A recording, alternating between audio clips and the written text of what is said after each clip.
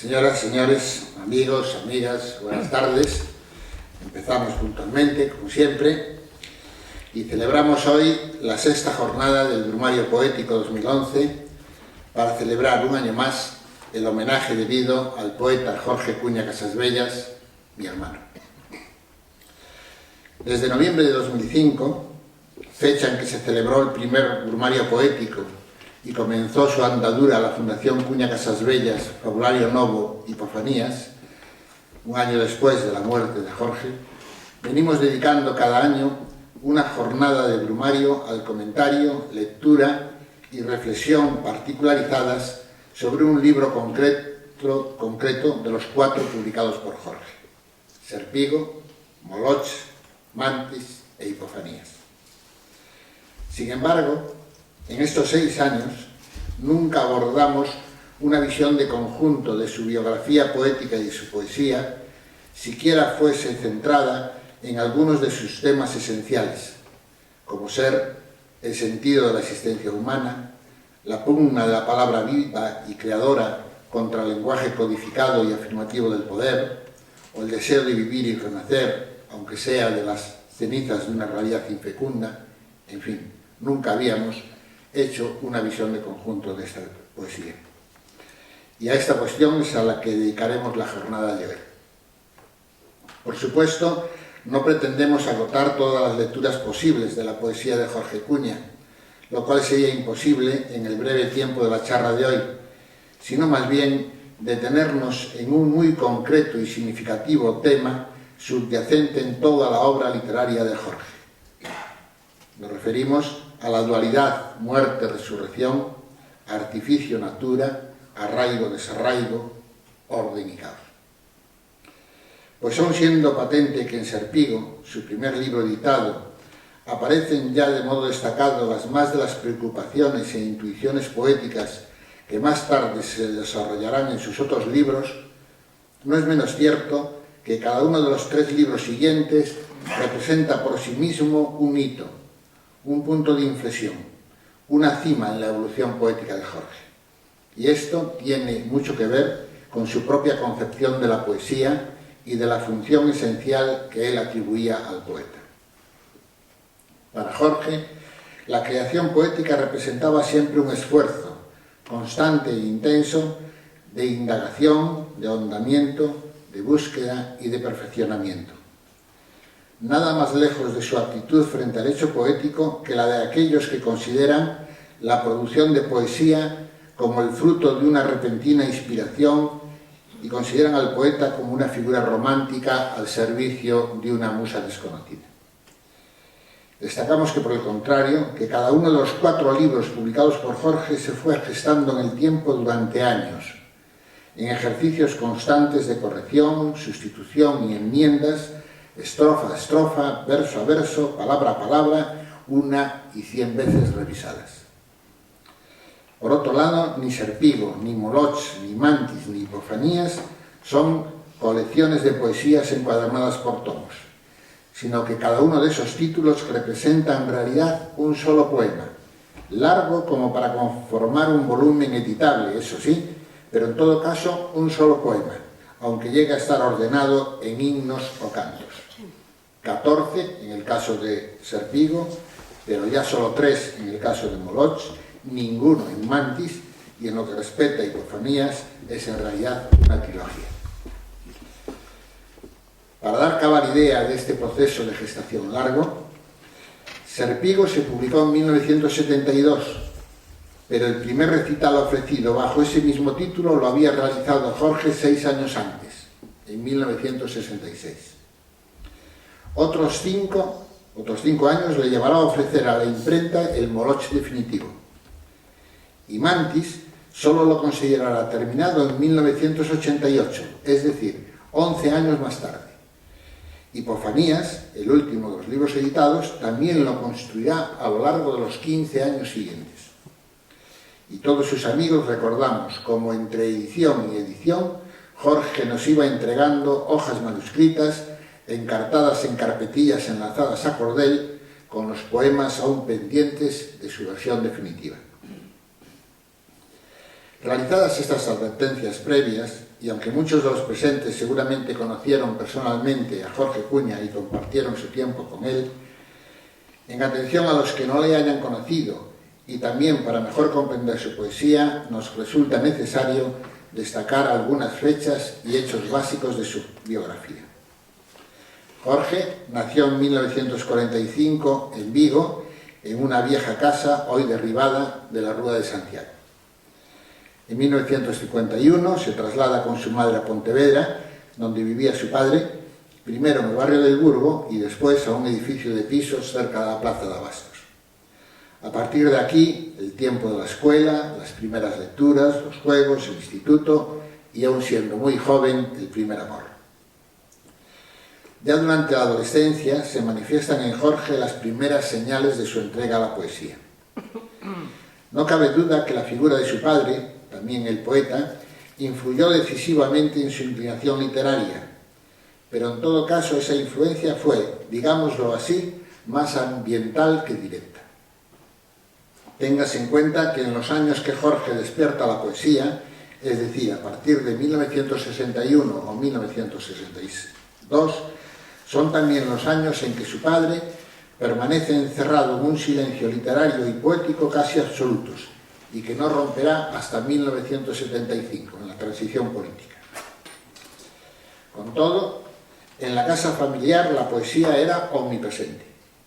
En la biblioteca de Manuel Cuña Novas, aunque pobre en número de libros, como no podía ser de otro modo debido a las dificultades económicas y políticas del momento, abundaban los libros de poesía, y más aún los poemas copiados a máquina de algún libro prestado y cuidadosamente grapados en carpetillas. Algunos de ellos, libros de versos y autores prohibidos por la dictadura, estaban cuidadosamente disimulados. Así pues, Jorge Cuña encontró en su niñez, adolescencia y juventud primera algunos de los escritores determinantes en sus primeros pasos poéticos. Rilke, Baudelaire, Rimbaud, Neruda, Asunción Silva, León Felipe, Paul Eluard, César Vallejo, Alberti, Blas de Otero, Olivertí, Miguel Hernández, Pierre Manuel, Unamuno, Juan de Yepes, Leiry, Lautréamont, Herrera, Quevedo, en fin. Cuando llega a Santiago en 1962, con 17 años recién cumplidos, Jorge dispone ya de una formación poética envidiable y está en condiciones de elegir su propio camino poético. Sus primeros poemas datan de esa época. Sin embargo, ninguno de ellos se conserva como tal, pues su autor los fue utilizando como borradores, propuestas y apuntes para el libro que iba ya gestándose en su mente, Serpigo. Tras superar los 2 cursos de estudios comunes en la Facultad de Filosofía y Letras de Santiago, se marcha a Madrid para seguir en su Universidad Central la especialidad de Lenguas Clásicas. Y al poco de llegar a la capital, se incorpora, como uno más, a los grupos de estudiantes libertarios y anarquistas más activos en la lucha contra la dictadura. Él recordará esos años de la primera estancia en Madrid, entre 1965 y 1968, como los tiempos de la revuelta contra las instituciones, contra la universidad y su cultura muerta, contra el Estado y su mentira, contra la urbe y el desarraigo de la naturaleza, y sobre todo contra el lenguaje afirmativo del poder y por el encuentro con la palabra y la sintaxis libres, abiertas y primigenias. En ese tiempo, varios de sus amigos, poetas en ciernes como él, habían optado por continuar la corriente de la llamada poesía social, al calor de las urgencias de la lucha contra la dictadura. Otros muchos se adscribieron a las nuevas escuelas poéticas, Escuela de Barcelona, Grupo Cántico, Novísimos, Metafísicos, Prosaístas, etcétera, etcétera, etcétera. Todos ellos aparecían por doquier y entre esas escuelas, pugnaban descaradamente por dominar el panorama poético y literario del momento, lo que claro está equivalía, y en ello residía el juego, a imponerse en la naciente industria cultural. Sin embargo, Jorge no acepta entrar en esos juegos de influencias e inicia entonces su camino sin someterse a ninguno de los grupos y círculos poéticos más influyentes del momento. Un camino lleno de dificultades y erizado de obstáculos que, aunque no lo aísla de sus compañeros escritores, sí lo aleja del mundillo en que se libran el acceso a la publicación, el reconocimiento público y la fama mundanas. Ese primer periodo madrileño se lo acaban abruptamente. Ingresa por breve tiempo en la cárcel en abril de 1968 y es juzgado por el Tribunal de Orden Público al año siguiente.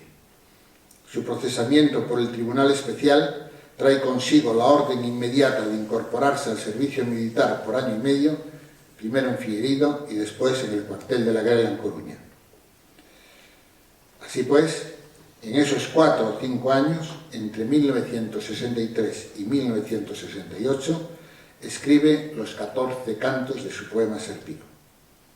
En principio ni siquiera quiere publicarlos. Se limitará a ofrecer recitales allí donde alguien lo acoja, sean instituciones, sean casas particulares, aulas públicas o auditorios de barrio. Gracias al recital que ofrece en el Salón de Actos del Centro Gallego de Madrid, presentado por su amigo Herminio Barreiro, miembro del grupo Brais Pinto, sabemos a ciencia cierta que Serpigo está prácticamente acabado en 1967, 5 años antes de su publicación en la imprenta Portela de Pontevedra. En 1969 yo asistí a uno de esos recitales de Jorge, ofrecido en la Biblioteca Pública de Coruña con la presentación del poeta Manuel Garcés y al que asistió el escritor César Antonio Molina, a cuyo final Jorge ofreció a los presentes una edición del Serpigo recitada por él en cinta magnetofónica. Hoy esa cinta no es encontrable. Con ocasión del primer Brumario Poético, en 2005, celebramos una exposición de cerámicas de Suso Lobao y Verónica Pérez Torres, inspiradas en su gran mayoría en los cantos serpigos de este primer libro de Jorge.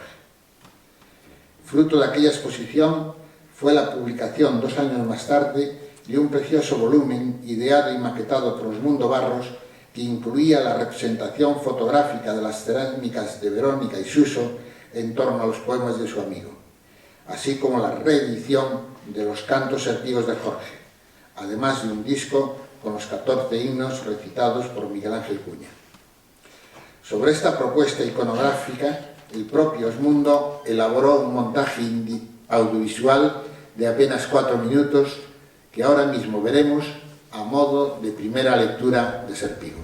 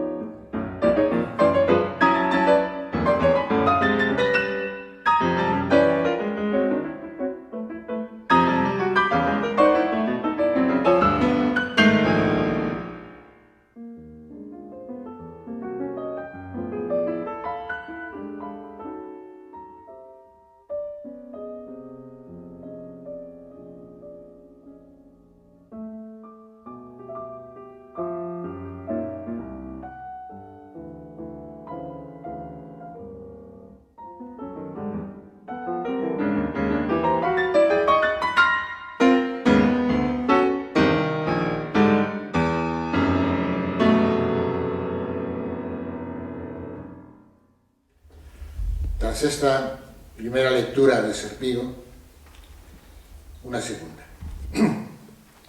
¿De qué trata Serpigo? ¿Qué cuestiones se abordan poéticamente en él? ¿Por qué algunas personas, entre las que me encuentro, afirmamos que con la aparición de este libro surge una de las voces poéticas más originales e intensas de la poesía española del último tercio del siglo XX, por más que construida al margen de cualquier grupo poético oficial, institucional o de la industria editorial?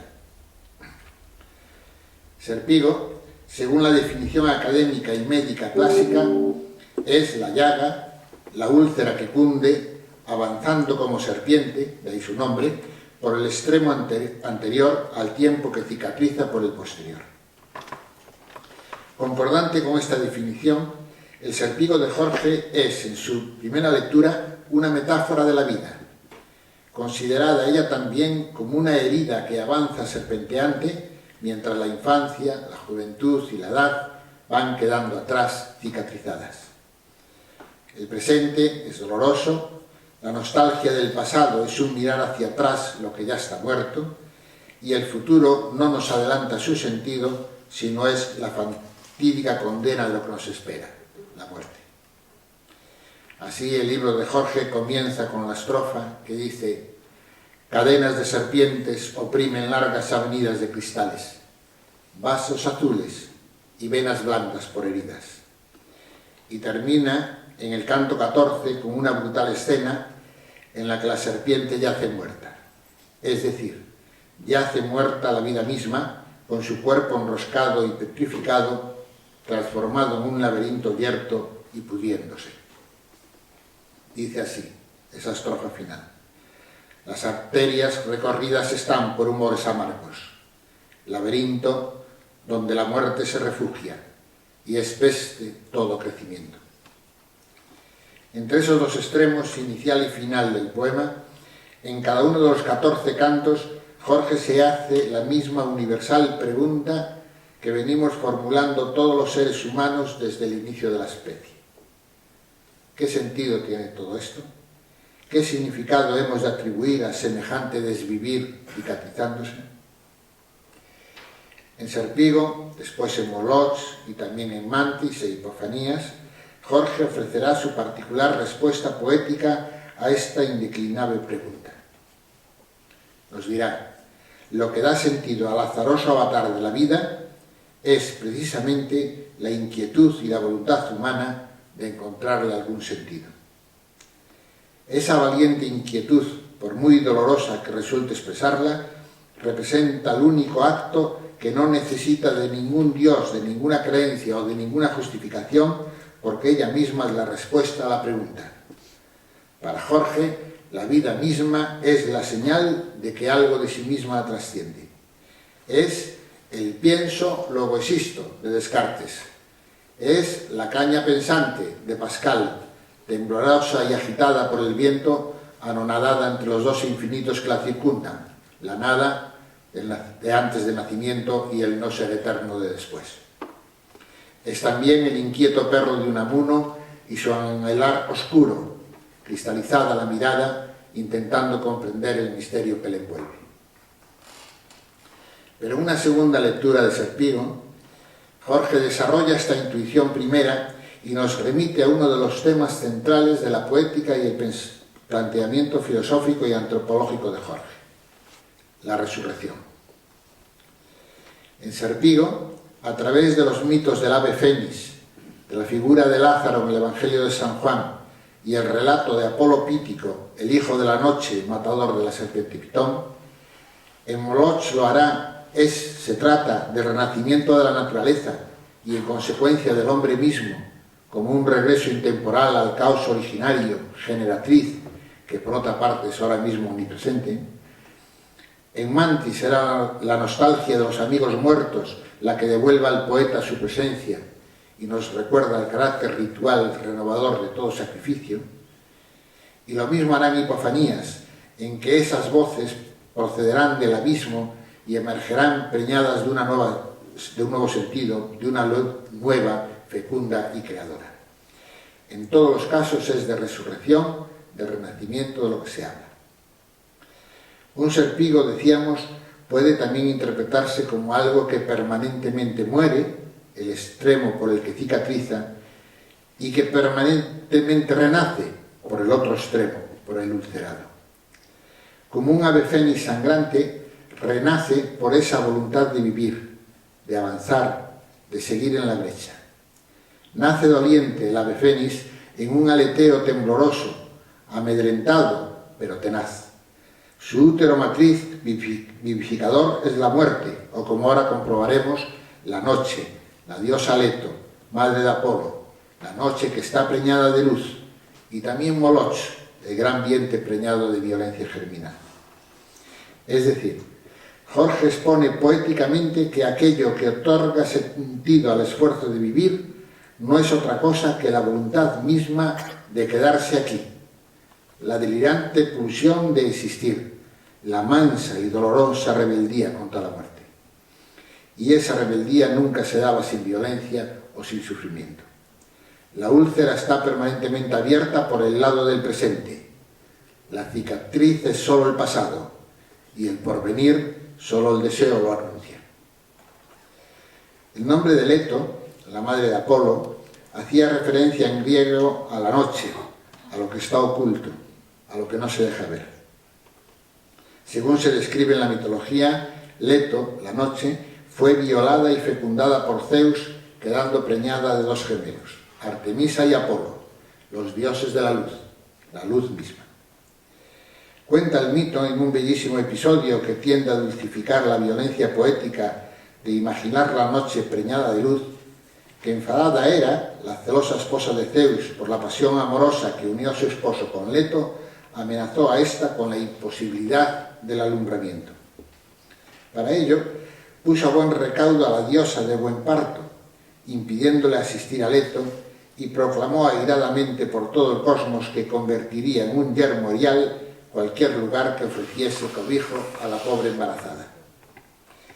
La desgraciada Leto, sin poder parir, deambula entonces por todo el Mediterráneo, lamentándose hasta que la acoge la isla Delos, que en una de las versiones más conocidas del mito se la describe con los mismos términos que lo hace el poema de Jorge, como una isla náufraga y solitaria, yerma y desolada, pues navega a la deriva, no anclada al fondo más submarino. La noche puede entonces dar a luz a la divinal pareja, Artemisa y Apolo. Cuando el nacimiento del nuevo dios en una profunda grieta del monte Parnaso vivía la diosa serpiente de los mundos subterráneos, la Pitón, hábil en descubrir el pasado oculto y el emboscado porvenir. Apolo, armado con un arco, voló desde Delos a la cueva del Parnaso para matar al dragón y así apoderarse de sus poderes oraculares. Desde ese día, Apolo, la luz, es también Apolo Pitio, el dios oracular del más importante santuario de este tipo en la Grecia clásica, el dios serpiente, dispensador del veneno que mata y también cura, y sobre todo el dios que provoca las plagas y la peste, y al que también han de recurrir los mortales para que las detenga. Esta mítica narración late y discurre sinuosamente por el libro de Jorge como reflexión y como pregunta, dirigida en Serpigo a la pitonisa de Delfos, en Moloch a la violenta diosa Natura, en Mantis al fantasma de sus amigos muertos y en Epifanías a las voces ocultas que llegan desde el fondo de la caverna, desde las oquedades en que bulle el caos primigenio de lo existente, la oquedad del monte Parnaso. Volvemos al principio. Los cantos primero y segundo de Serpigo referencian la danza cósmica de las serpientes y el nacimiento de Apolo, del mismo modo que su himno final, el 14, termina con la descripción de la muerte de Pitón y la asunción triunfante del oráculo subterráneo y la oscura sacralidad de la serpiente por Apolo, por la peste. Canto primero.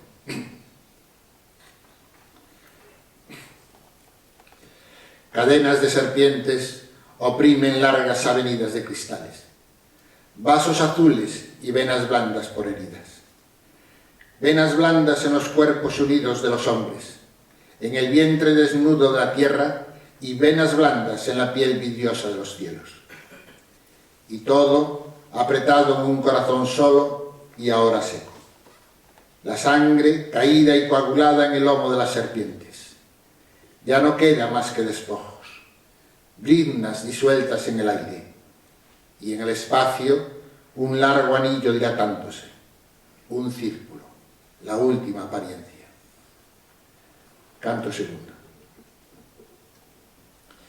Miles de sueños giran en torno de las paredes, buscando aires lejanos y marinos, magnitudes todavía no alcanzadas, espantos todavía no medidos. Pero todo está aquí anclado en embriaguez de metales y cadenas, en herramientas aún no usadas, en perdidas construcciones y en orgullos y números decapitados. Aquí está todo anclado, en esta isla cercada, solitaria y náufraga, entre las constelaciones soñadas, en la que crece estéril el hierro y la palabra. La naturaleza se disfraza en un contrapunto de orgías y aves arrebatadas. Los huracanes y las olas juegan su pantomima, y la risa y la marioneta y el bufón se despiertan. Las paredes se estremecen y la isla se sumerge cercenada en los hondos pantanos de su burla. Los océanos se funden, danzan la acrobática danza de la muerte y se pierden curvándose en remolinos grotescos. Y en el encerado negro de la noche queda quebrada la tiza para siempre. Últimas estrofas del canto 14 de Serpigo. En las cumbres, mutilados orígenes y abiertas las heridas, el ojo solar fermentaba la carroña. Mutilados orígenes en la piel de la tierra, en el vientre de la tierra. Las arterias recorridas están por humores amargos, laberinto donde la muerte se refugia y espeste todo crecimiento. En 2006, la Fundación Cuña Casasvellas pidió a unos jóvenes autores audiovisuales que se disponían a comenzar una aventura empresarial y artística que realizasen un vídeo en torno a la poesía de Jorge. De las múltiples lecturas posibles de esa poesía, ellos eligieron aquella en que la naturaleza, como una fuerza genesíaca procedente de algún ignoto lugar, invadía el artificio civilizatorio, fracturaba el cosmos y fulgía finalmente en un pulsante mundo corazón. Decidieron también que el título fuese Hipofanías, el elegido por Jorge para su último libro, pues significaba las voces que vienen de abajo. Pero el eje central del documental era el dramático juego de arraigo y desarraigo del hombre y la naturaleza. Sin embargo, este tema central en la poesía de Jorge, tan relacionado con el que venimos comentando de la muerte y la resurrección, aunque ya está muy presente en Serpigo, cobrará una nueva dimensión en Moloch. Antes de comentar Moloch, proyectaremos Hipofanías de Duplo Motion Graphics.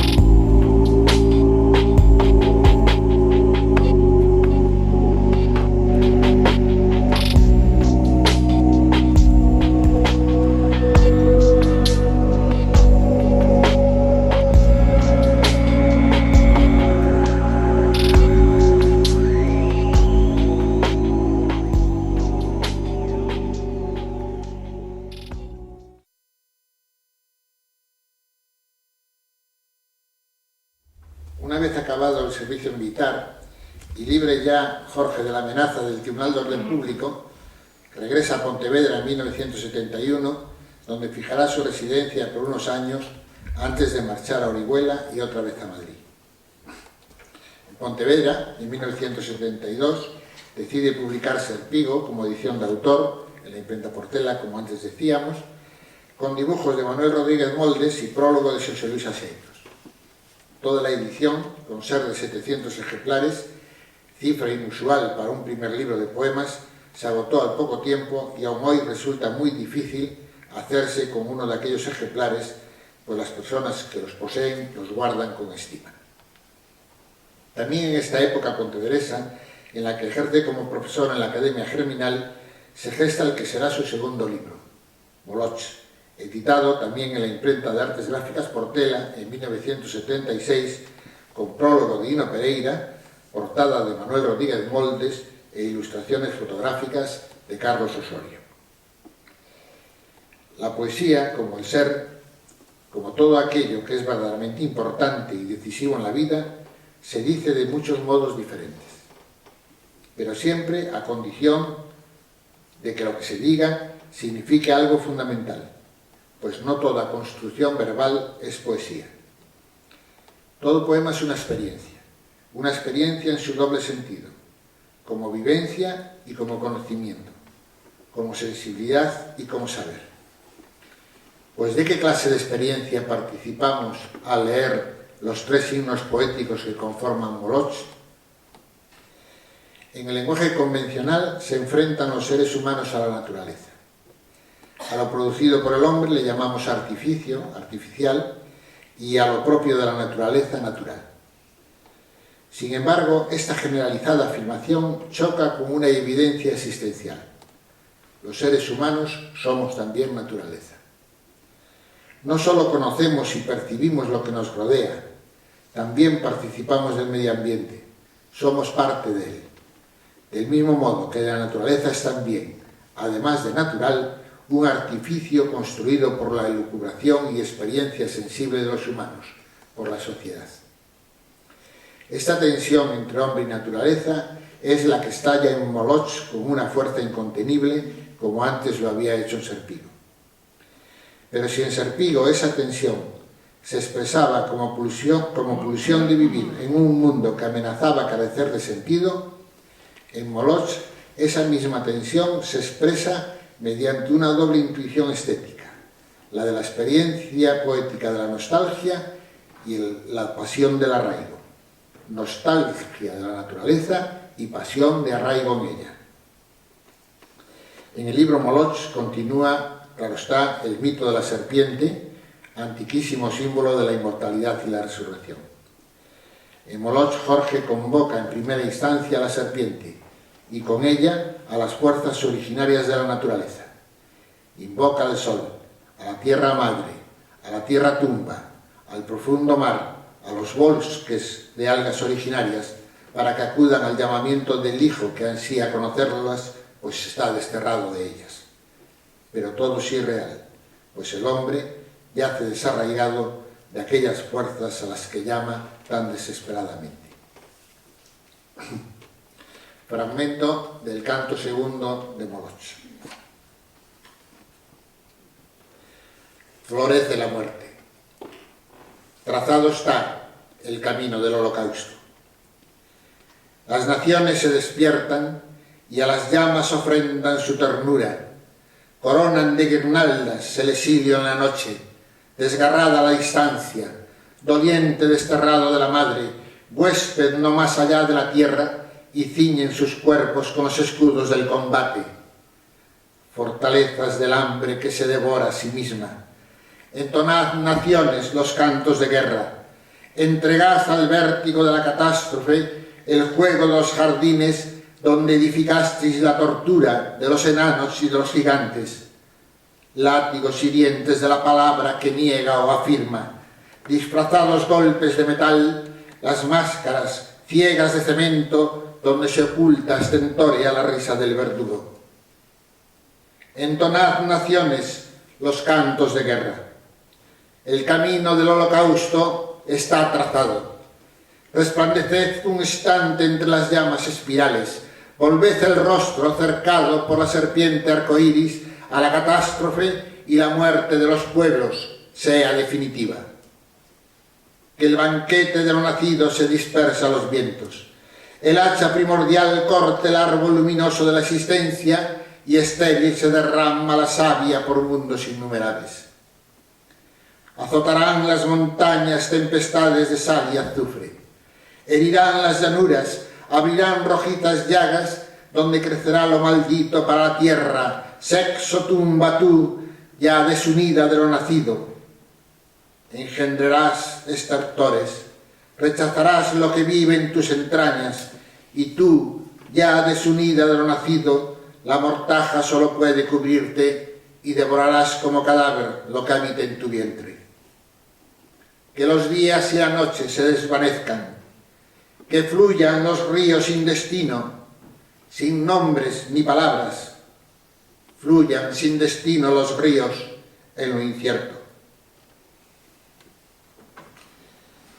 Hasta aquí Moloch. Ahora nos detendremos brevemente en Mantis, el tercero de sus libros. En 1977, Jorge se había marchado de Pontevedra, primero a Madrid y después a Orihuela. En la ciudad alicantina cofunda la revista poética Empireuma, que todavía hoy sigue publicándose. Después regresa a Madrid y allí publicará en 1988 su tercer libro, Mantis, en la colección de poesía de Ediciones Libertarias. Son años muy difíciles para Jorge desde el punto de vista personal, en los que se agrava su cada vez mayor dependencia del alcohol. Afortunadamente, a finales de los 80, dará un giro absoluto a esta situación y por el solo valor de su voluntad e inquietud creadora se libró en el último momento de tan penosa como frustrante enfermedad. Mantis es el único poema de Jorge que no tiene la estructura propia de una celebración ritual e hímnica. Tampoco está subdividido en cantos, pues se trata de una elegía en verso evocadora de dos amigos muertos, ambos en trágicas circunstancias. Ignacio Aldecoa, sobrino del conocido escritor que lleva su mismo nombre, que en un amanecer suicida se abrió las venas, y Antonio Sendino, al que un camión desconocido atropelló, venido de la niebla y rumbo a la niebla. El cadáver de nuestro amigo apareció tiempo después, orillado a la carretera y con las señales del golpe mortal recibido. Ignacio, Antonio y Jorge compartían la misma pasión por el ajedrez. Cuando Ignacio Aldecoa estaba preso en la cárcel de Carabanchel, lo habían alojado en la celda contigua en la que estábamos Jorge y yo mismo. Y ellos jugaban entonces al ajedrez dando golpes en la pared según un código que habían establecido entre ellos. Cito estas circunstancias porque están muy presentes en el poema y conocerlas facilita la comprensión de ciertas metáforas, versos y pasajes que hoy leeré. Desde el punto de vista de su estructura y organización sintáctica y de los planteamientos filosófico-poéticos que subyacen en todo él, Mantis es un poema complejo, pero no de difícil lectura o comprensión. Más bien todo lo contrario, pues se trata de un lírico monólogo a cuyo contenido se accede con facilidad siempre y cuando no se tome como punto de partida para su lectura o escucha el intento de conceptualizar el poema o de analizar planteamientos estrictamente filosóficos o ideológicos. En todo caso, su planteamiento general es en todo congruente con los dos poemarios anteriores, con Serpigo y Moloch.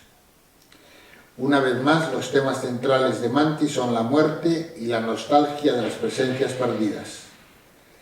El poema se adentra en el espacio intemporal de la muerte, la cual permanecerá latiendo, batiendo sus fatídicas alas a lo largo de todos los versos hasta el insólito final, en el que los amigos muertos habrían conquistado la inmortalidad, sea cual sea la forma de existencia que los habite.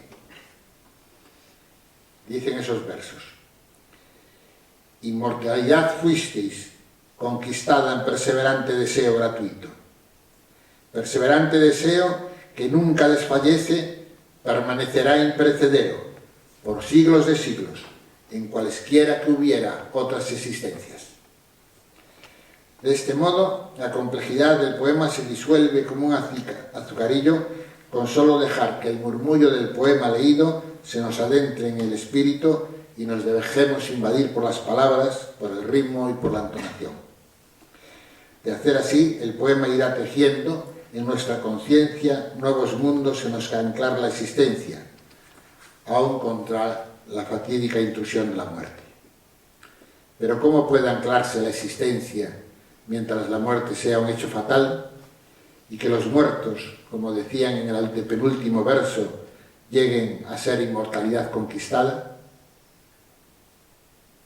Cuando oímos el término mantis, que da título al libro, enseguida la mente se nos va al insecto cuya hembra devora al macho tras la cópula. Aunque en todos los poemarios de Jorge, también en Mantis, la relación entre fecundidad y muerte y entre génesis y destrucción es un tema recurrente y, por lo tanto, esta significación del vocablo mantis no sería nada extraño, lo cierto es que en este caso le corresponde más bien el otro significado que tiene en griego y en castellano.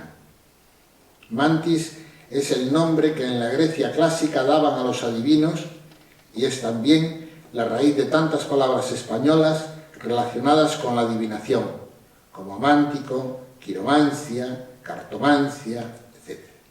Son todas ellas palabras que pertenecen a la misma familia que manía, la locura y el éxtasis.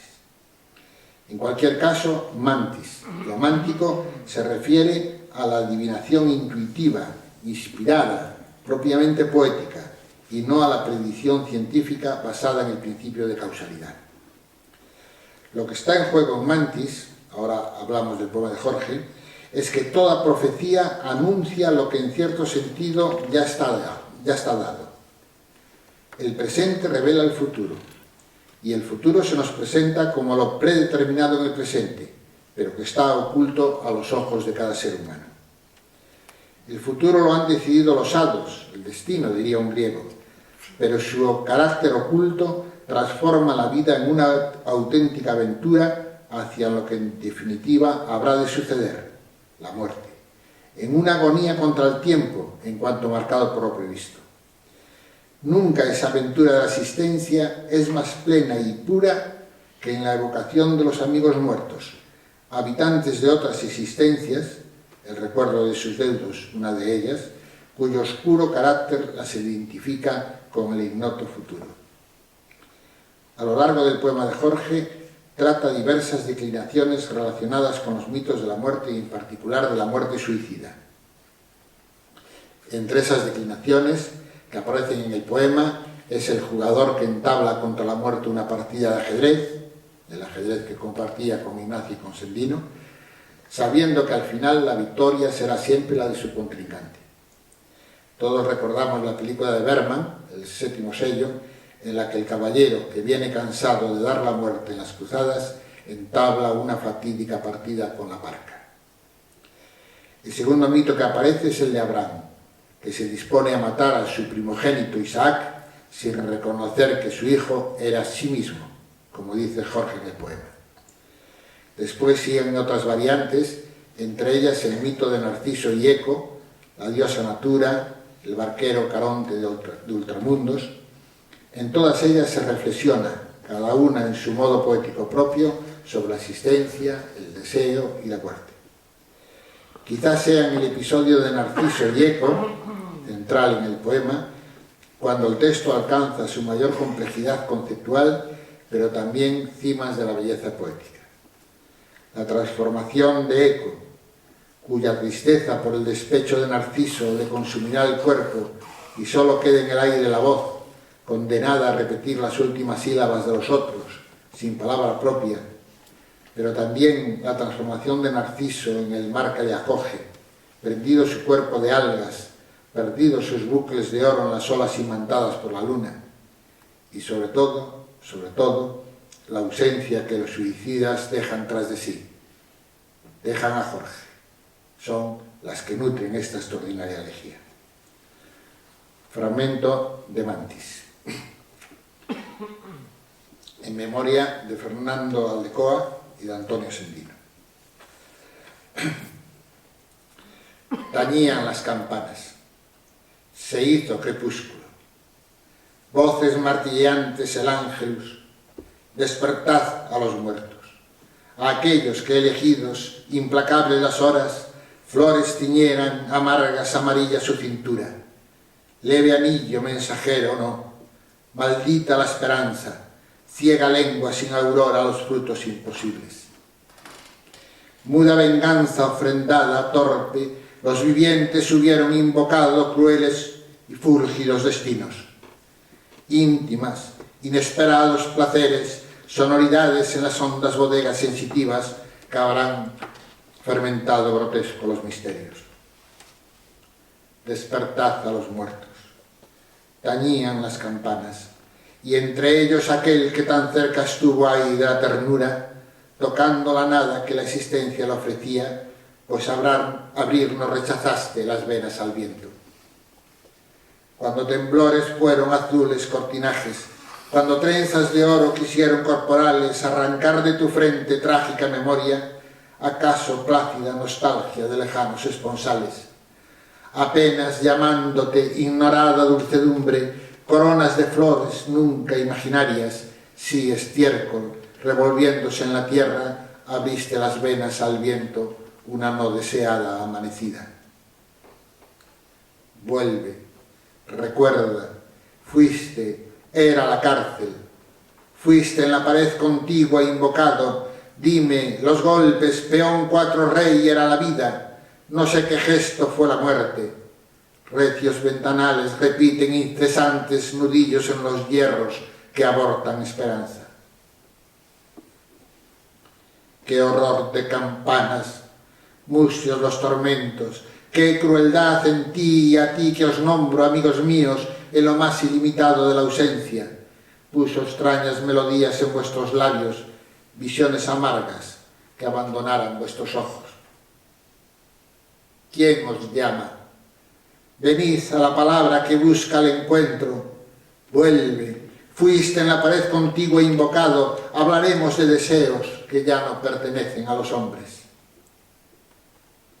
Recuerda tú también, recuerda, amigo mío, siéntate en la mesa, ignoraba las palabras, los hilos torpes que tejen árbol a tierra, tierra, cielo y cielo a la llamada.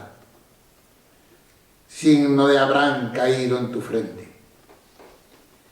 Ignorabas las palabras. Había cumplimiento. Mata siempre el padre en su deseo a hijo que no reconoce a sí mismo. Rechazaste el crimen y tú, la víctima, Isaac, de los más altos amores, sin preguntarse siquiera si era la nada o sueño de la nada lo que dejabas vivir. Ni los ángeles detienen la mano del verdugo si el milagro los espanta. Siéntate a la mesa, amigo mío. El tablero de ajedrez está dispuesto. Nuestros dedos mueven como hilos engañosas marionetas de un imposible condenado. Se desplaza o el caballo, juega el peón o la torre, gesto definitivo, no atrás. El error era la culpa. Solo el azar ama tanto lo determinado. Sabíamos, a veces frecuenta el sacrificio, último júbilo irrepetible, el beso más tierno de la muerte. Disculpad, amigos, hondo sufrimiento mi audacia si os llamo y os quisiera tan cerca de mí en esta segunda destrucción. ¿Quién quisiera retornar? Reclama aquel que pone habitáculos a lo muerto cuando único vosotros decís la existencia. Tañían las campanas. Se hizo crepúsculo. Voces martilleantes el ángelus. Despertad a los muertos. A finales de los 80, Jorge regresa a Pontevedra. Es aquí donde resuelve definitivamente sus problemas anteriores con el alcohol y encuentra la paz de espíritu y despliegue de la inteligencia necesarios para producir el último de sus libros, Hipofanías, cuyo valor poético y formal es, a nuestro juicio, extraordinario. En cuanto a su edición, él prefirió que fuese, una vez más, autogestionada e independiente de cualquier empresa editorial. Y ello, por más que sus amigos editores de Madrid le ofreciesen incorporar el título a sus colecciones. Cumpliendo esa voluntad, en el año 2000, el libro fue editado en Pontevedra artesanalmente, maquetado por Osmundo Barros y con el depósito legal del periódico anarquista La Campana. Se imprimieron muy pocos ejemplares que enseguida se agotaron. Cuando hace unos minutos comentábamos Moloch, decíamos que en la concepción humanista de Jorge el desarraigo del hombre respecto de la naturaleza se sustantiva socialmente, entre otros hechos, en el funesto delirio tecnológico de poseerla y utilizarla para fines espurios. Esta actitud nos trajo justo donde estamos hoy, la destrucción de la naturaleza y con ello del propio ser humano, la catástrofe ecológica. Es decir, Jorge Cuña expresa ese desarraigo como nostalgia del arraigo, como nostalgia del momento en que hombre y natura fueron uno y lo mismo, ambos fundidos, indistintos. Es en Jorge el regreso a la madre tierra, al gran vientre generatriz, a la matriz marina, a la naturaleza. Pero además, Jorge en su poema nos ofrece la posibilidad cierta de renovar ese encuentro con la naturaleza, con nuestra propia naturaleza, deseante y creativa a través de imágenes, metáforas y versos que llegan al poeta desde lo más hondo, desde lo primigenio de la condición humana, desde lo que subyace, desde lo que está sumergido en el hondón del alma. Ese sacar, dar a luz la vida oculta, esa resurrección de lo eclipsado, es lo que Jorge denomina con la construcción griega hipofanías. Hipo, lo que está debajo, y fanías, lo que se hace presente, lo que parece. Así lo entendió Jorge Candán cuando decidió elaborar el documento videográfico Pulsaciones Oceánicas, inspirado en los poemas de Jorge Cuña, en particular en Serpigo e Hipofanías, el primer y último respectivamente de los libros de Jorge. Todos ustedes conocen a Jorge Candán. Fotógrafo especialista en fotografía submarina, ha sido galardonado en numerosos certámenes nacionales e internacionales. Este mismo año, al igual que el anterior, junto con su mujer Pilar Barros, recibió el primer premio del Campeonato de España de Vídeo Submarino. La obra premiada en 2009 en este certamen, organizado por la Federación Española de Actividades Subacuáticas, consiste en imágenes submarinas conseguidas tras la inmersión en aguas costeras del Mediterráneo y obligatoriamente montadas en el formato exigido en tan solo 5 horas. Jorge Candán incorporó al montaje, como voz en off, el recitado de algunos versos de Jorge Cuña, realizado para el documental Pulsaciones Oceánicas, presentado en el marco del cuarto Brumario Poético. Este premio permitió a Jorge Candán participar como representante nacional español en el Campeonato del Mundo de Vídeo Submarino que se celebró el año pasado en Fuerteventura. Y también con el guionizado básico de un documental presentado el año anterior en el Brumario Poético, Jorge Candán se alzó con el primer premio del Campeonato del Mundo de Vídeo Submarino. Como ustedes observarán ahora mismo, Jorge Candán no elige intentar reproducir en su película las imágenes que están en el poema de Jorge, sino que busca elaborar con su lenguaje propio una nueva hipofanía. En su caso, el submarinista bajo el agua, es decir, hombre y natura fundidos en una increíble y bellísima danza, del mismo modo que el poeta abismado en el propio mar de su psique, ambos atónitos ante el increíble espectáculo que se abre a sus ojos. Nos lo devuelven Jorge como poema, Jorge Candán como experiencia cinematográfica. Pulsaciones Oceánicas.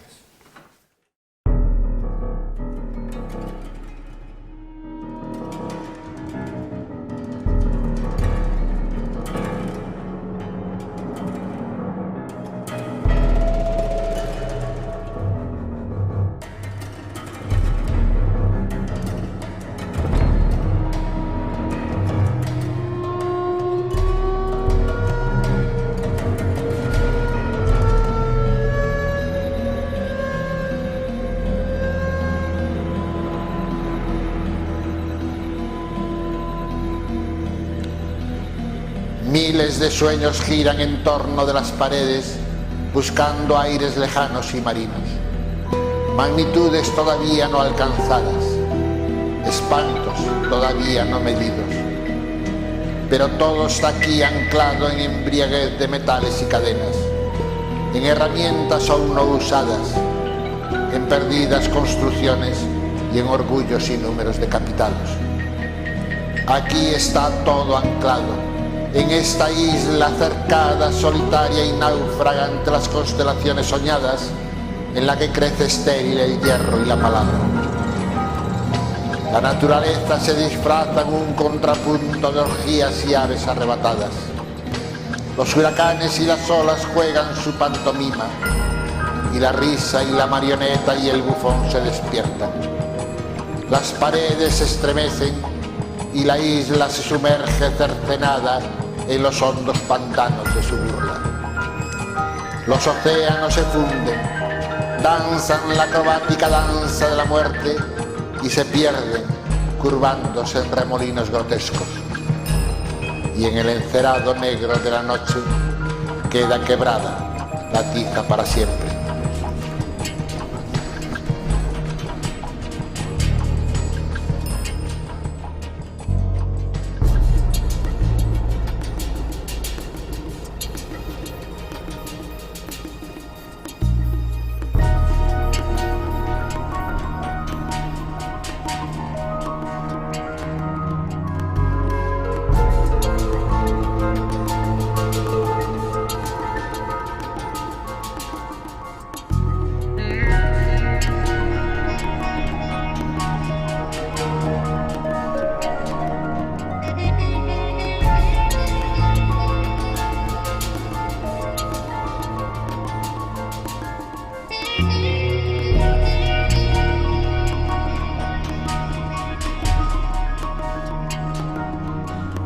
Dunas del tiempo aparecido, pantanos de la noche sin memoria, ciegan el ojo fúlgido trasfundido a las aguas, padeciendo en la raíz del espanto pulsaciones oceánicas, estertores del círculo quebrantado, torturada la piel de las originarias plenitudes en los potos submarinos.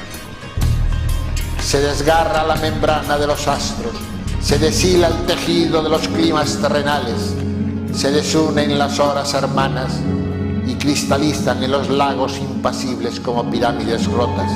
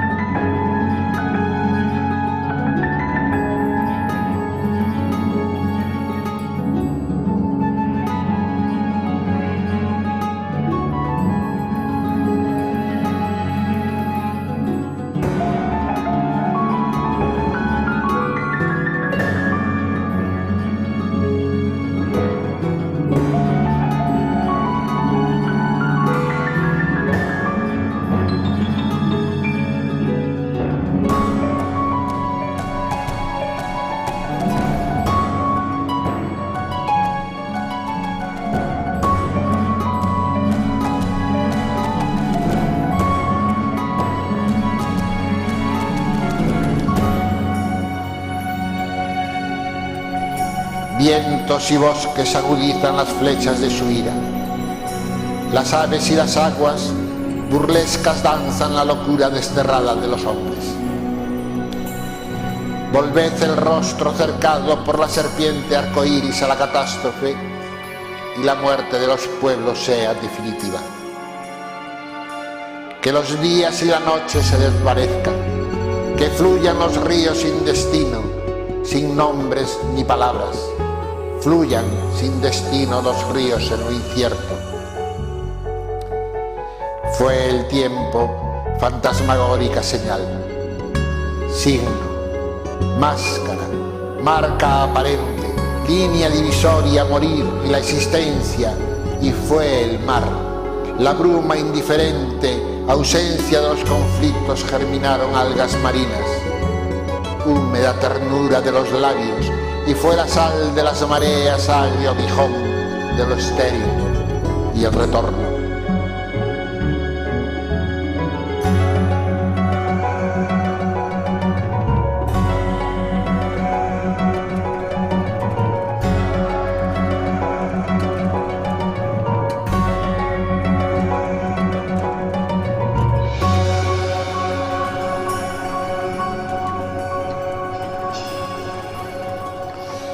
Es lo muerto lo habitado. Pérdida de natura la ausencia.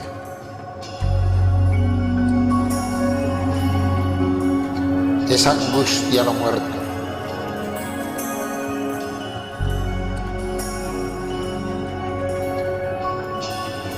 Ausencia natura lo perdido.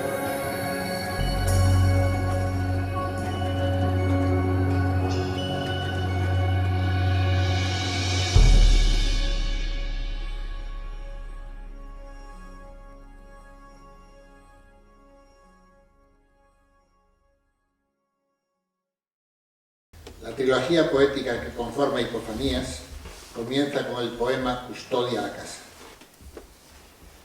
Una vieja historia recuerda cómo el viejo Haeckel permanecía durante horas inclinado sobre su microscopio de bronce. Miles de formas, agitándose en la universal gota de agua pútrida, conquistaban su retina. Atónito, observa la increíble danza, las bodas y agónicos estertores de millones de seres multiformes y bellísimos. La mano febril del biólogo intenta retenerlos en miles de dibujos que testimonian el bullir vital de aquel océano primigenio. El sabio ansía entonces encontrarse y celebrar aquella jubilosa marea de miasmas y formas amenazantes y bellísimas. Busca un nombre que construya aquel universo que bulle caótico bajo la pupila asombrada y acierta al proponerlo. Oikos, la casa, la morada y destino compartido al que han de librarse todas las fuerzas y agentes de aquel gigantesco universo, multiplicado en infinitos ríos, diminutas gotas a su vez de la gigantesca ola originaria que atraviesa, inundándolo todo, las edades y los espacios.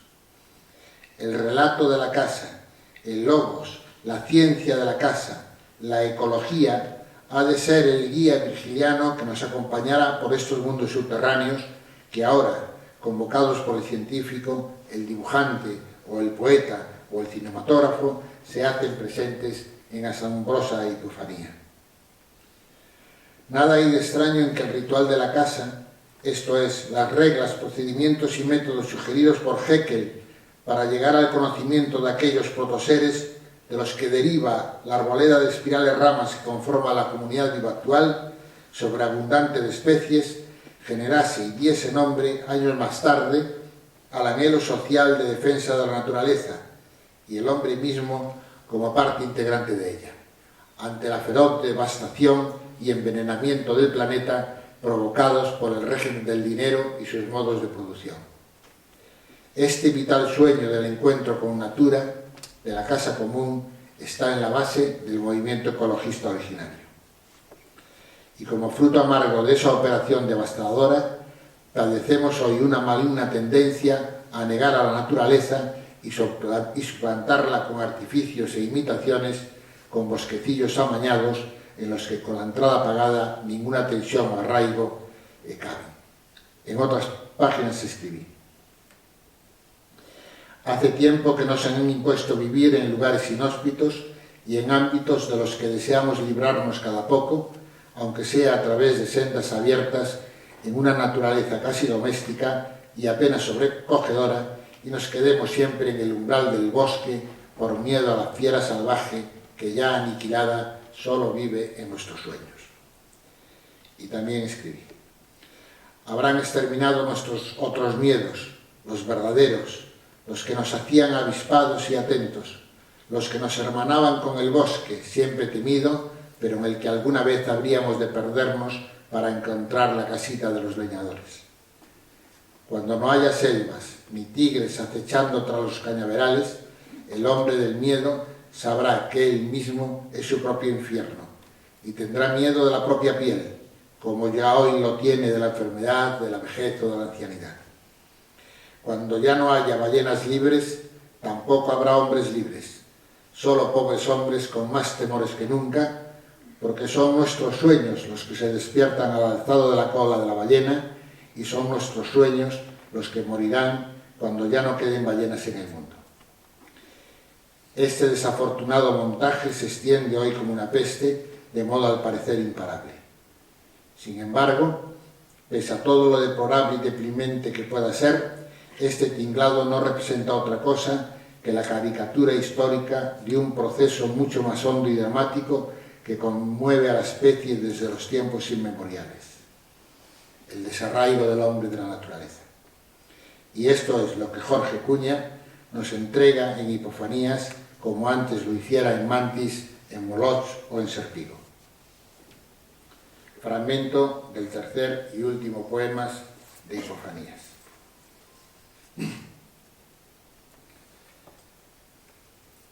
Pérdida de natura.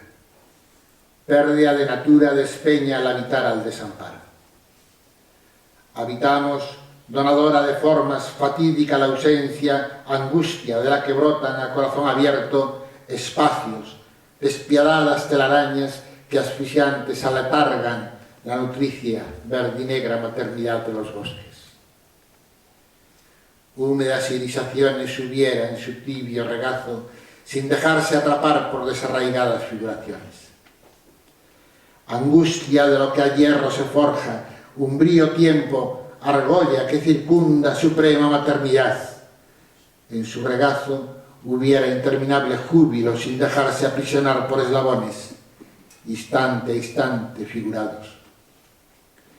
Es lo muerto, lo habitado, pérdida de natura la ausencia, es angustia lo muerto, ausencia de natura lo perdido. Muertos, estigma de vecindad para aire, para mar, son encarnizado lazo para cielo, para tierra. Aire, mar, eco y eco, blanquecinos en el interior de la casa, resonancias funerales, cielo, tierra en el hueco de la máscara. Los muertos visten a los vivos con el ropaje de la existencia. Con el ropaje de una existencia tejido con hilo sonoro de sombra en el exilio de la vida. Invocadnos, somos palabra en vuestra boca. Si no se pronunciase el nombre de la nada, ¿qué nombre para algas, árbol o los mortales? El sol se mira en el no, surge más ardiente desde sí, se desvanece, en su brillo vuelve su brillo más intenso, ilumina al habitar con el gesto de la mano que impone horizontes a lo que no siendo es indeterminado. Horror iluminado, la palabra, sonríe la máscara, se estremece la madre, acuna dolorosamente las voces que marcan lejanía en el abrazo de lo fecundo, lágrimas, lágrimas compasivas, la savia roza los pensamientos, cortadoras de lo que está más acá de cualquier posesión. Nutre, madre, las palabras, desborden de ternura, se abra fulgia la puerta, se inicia la danza, se arremolinen, vértigo de negra luz verdeante, nieve, nube y niebla y viento, en ofrenda a los senos por cálidos, deslumbradores aromas transfigurados, destellos de infinitos nacimientos fundidos en el instante, infinitos en que rejas de arado del tiempo no surquen entrañas, allí donde íntimo anida en continuo cumplimiento el goce. Virginal se abra la puerta de las fulguraciones, oscuras olas celestes salpican la tierra, sangran los árboles en jubiloso crecimiento, ramas de violácea movediza transparencia, tibios brazos, extendidos de la tardecida, atraen a los cuervos solares, mensajeros benignos de aquellas sombras, más antiguas que la sombra, sombras de soles más antiguos que la luz. Se contorsiona el aire, danza liberadora, danza cimas de oro, relámpagos, águilas y las palabras dan caza a su reflejo en las aguas maternales, ondulación de fuegos en que arden los nombres, derraman sus cenizas por regazos de espuma.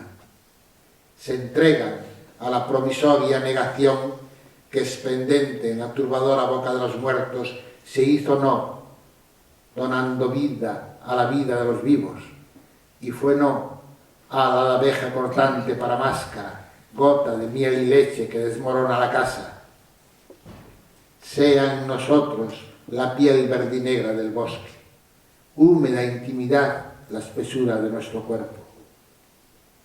Reinicia tus pasos alimentándote de rebeliones en la conjunción del arco iris y el gesto de la mano.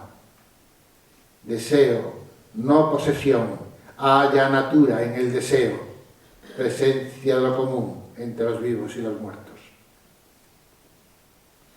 Llegamos al final de esta jornada del Brumario, dedicado al reconocimiento de uno de los temas centrales en toda la poética de Jorge Cuña, es decir, de cómo la vida de cada ser humano puede adquirir un sentido y una significación trascendentes pese a no ser otra cosa que un tránsito efímero entre dos nadas, la que precede al nacimiento y la que sigue al fallecimiento. La clave está en la voluntad de vivir, en la voluntad de ser, pero no de cualquier manera. No se trata para el ser humano de sobrevivir, sino de vivir plenamente, convocando a su andadura todas las fuerzas de la naturaleza, en las que sobreabunda ese mismo espíritu, esa misma voluntad. Como escribió Schopenhauer, la voluntad de ser es manifiesta en todos los seres de la naturaleza, orgánicos o inorgánicos, en la gota y en la ola, en el electrón que gira y en la estrella que fulgura, en el animal que se duele y en la planta que crece. Pero solo el hombre puede, a partir de esa voluntad que vence a la muerte, ofrecerle un sentido a su batallar. Puede conocer, puede ver, puede hablar, puede sentir, construir la palabra, construir el poema y, como Nassim Hamed, cuando llegue la mala hora, decir: he vivido. Gracias.